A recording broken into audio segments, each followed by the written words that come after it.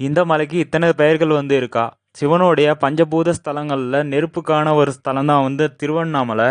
இந்த திருவண்ணாமலைக்கு வந்து சிவன் வந்து கைலாய மலையிலேருந்து இறங்கி வரும்போது முதல் பாதமானது பார்த்தீங்கன்னா இந்த மலையில தான் வந்து வச்சிருக்காரு.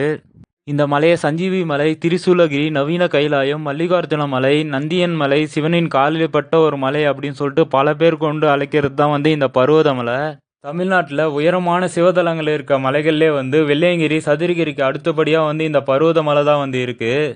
இந்த பர்வதமலை ஏறுறதுக்கு வந்து 4 கடினமான வழித்தடங்களை கடந்து போனால் தான் வந்து இந்த மலையோட உச்சியில் இருக்க மல்லிகார்ஜுனரை வந்து நாம் தரிசிக்க முடியும்.